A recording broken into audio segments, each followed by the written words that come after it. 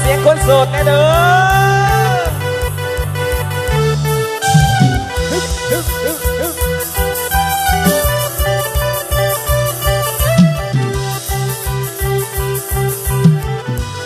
เตรียมตัว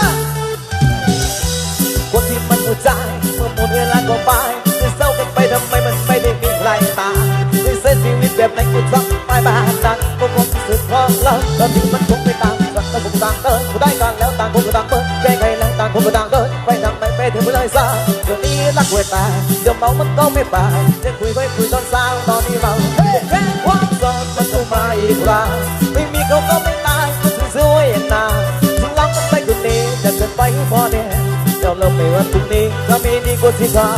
นแค่ความโสดมันมาอีกครั้งแต่คนมันรักก็เจ๊คงไม่ทิ้งพี่อย่างนานอยู่คิดมาไปทำไมแล้วทุกคนก็เหมือนกันต้องสุดในสักหนึ่งปีรักใจคนที่เดียวต้องมีสักวัน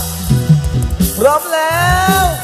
หน้าหนาวเข้ามาในห้องหัวใจยังว่างแต่โดนที่นี่โมเมนต์เศรษฐีหัวใจรักษาสึกกินสึกว่าผู้ใดมาเอาใจเป็นรักษาที่ทำหมดความโลภของไอ้บุรุษไปเสียใจพันบ้านทุกฟ้าทุกโลกฟังสมบัติส่วนอีกปีที่ป้อมเป็นยังเป็นชาสังหาตามหาขวดและที่แสนอร่อยอินถือเพียโอเคความโสดมันก็ไม่กูได้ไม่มีเขาก็ไม่ตายก็สวยอย่างตาลองกันไปคืนนี้จะเกิดไปให้พอเนี่ยเราลงในวันพรุ่งนี้จะมีดีกว่าที่ก่อนโอเคความโสดมันมาอีกครั้งคนมันรักแล้วเจ๊คงไม่ทิ้งไปอย่างนานจะคิดมาไปทำไมเราทุกคนก็เหมือนกันต้องสุดที่สักหนึ่งปีรอใจคนที่เดียวต้องมีสักวันต้องมีสักคนที่ผมจะอยู่กินทั้งเราถึงแม้ในตอนนี้แม้มันไม่มีแม้เพียงเขาในวันที่เราเสียใจจะเปลี่ยนชีวิตเราไปก็แค่ตอนนี้มันสอนเราเดินเริ่มต้นใหม่เส้นน้ำตาแดงโหรุกขึ้นมาแดงโยกใจให้คนที่ตายจากใจดิวันนี้เราจะปลอกทุกวันคนที่ใส่ลงก็ทำให้เรื่องเสียใจต้องไปคิดว่าจะทำเรื่องที่ร้าย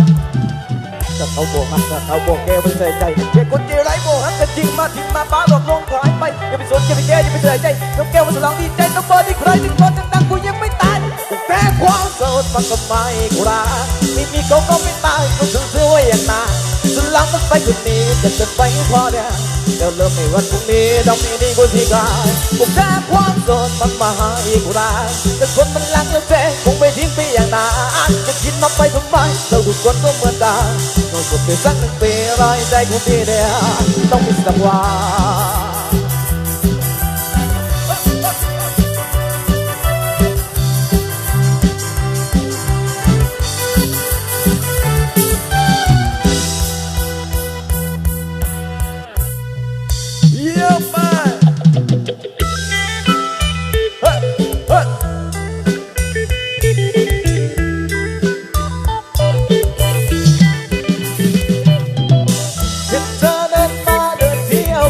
แต่งตัวสวยเสี่ยวแบบนี้สิถูกใจ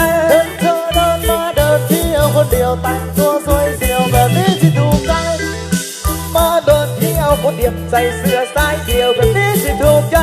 เธอเดินมาเดินเที่ยวคนเดียวใส่เสื้อสายเดี่ยวแบบนี้สิถูกใจ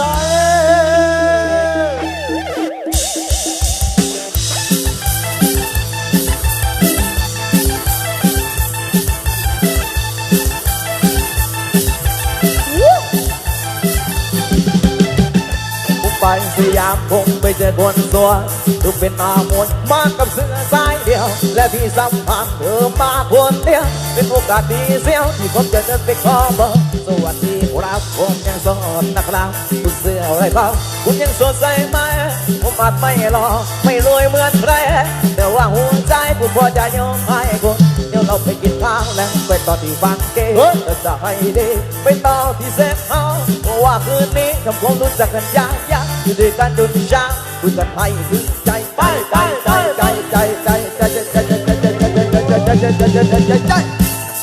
แน่นอนคนนี้เรียนแน่นอนเจ้ามันนี่อ่อนสว่างสวยเหมือนสีนอนอุ้มแม่จีหยอดยางเอาเสื้อมันนุ่นนอนเรียนแน่นอนคนนี้เจ๊เรียนแน่นอนคนนี้เรียนแน่นอนวันเธอจะง่วงนอนมาพักผ่อนอุ้มแม่จีหยอดพอเธอจะบ้านหลังนอนคิดไว้ยังนอนคนนี้เจ๊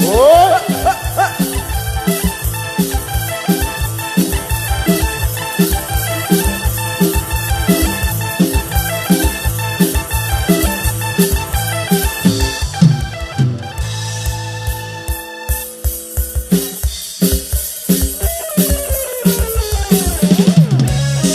ตามเขาขอกันแล้วกันเด้อบ่เงินจักเม็ด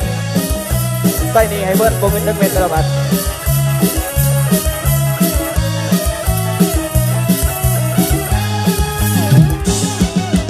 ตายจนตายแทนใจบ่เคยเอ็ดให้เสียใจบ่เคยเอ็ดให้เจ็บช้ำแล้วเป็นยังคนที่บอกว่าหักกันคือสร้างใจดอกกระทำใจน้องค่ะ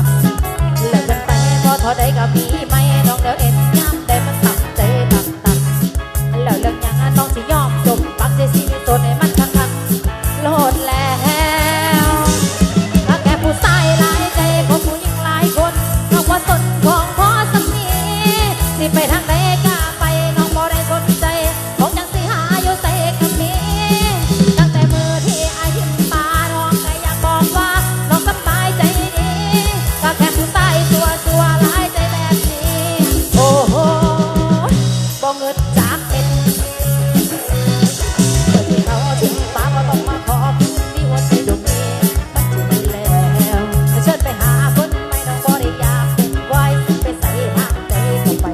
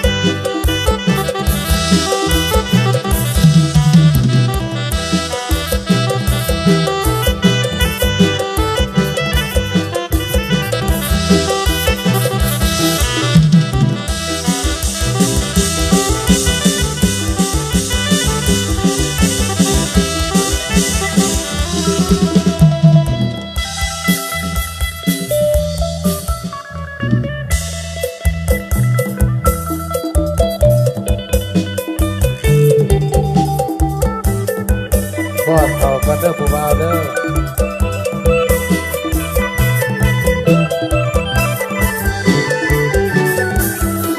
อยากไปฮักกันสบายตะพุนละบาท